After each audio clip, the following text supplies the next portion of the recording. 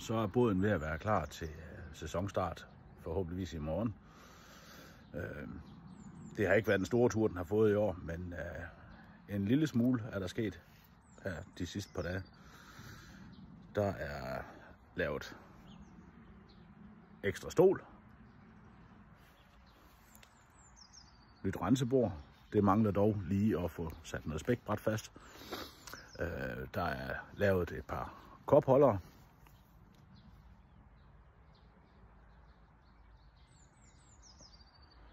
Lige nu der er båden ved at få lavet batterierne op, så der er til ekkolod og søkort, hvilket så også er nyt i år.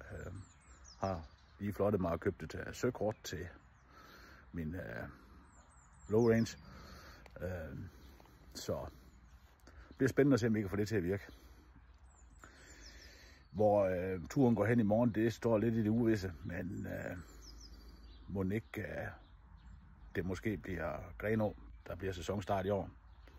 Så nu må vi se. Der er i hvert fald plan om en del fiskeri her i påsken. Vi har begge to fri, så der skal nok blive tid til det.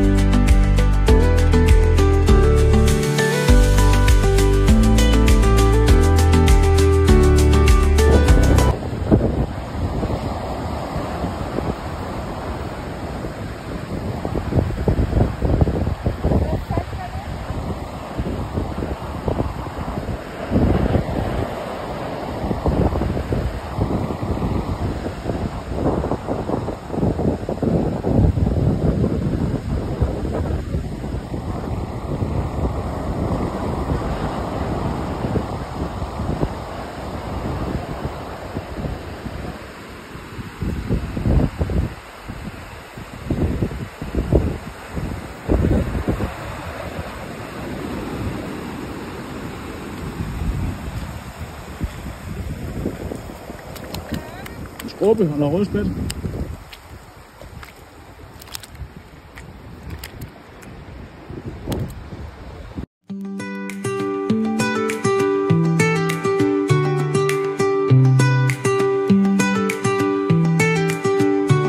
Det blev jo ikke til en tur med båden i dag. Det blev simpelthen for meget, så vi valgte at tage på vestkysten med de store stænger.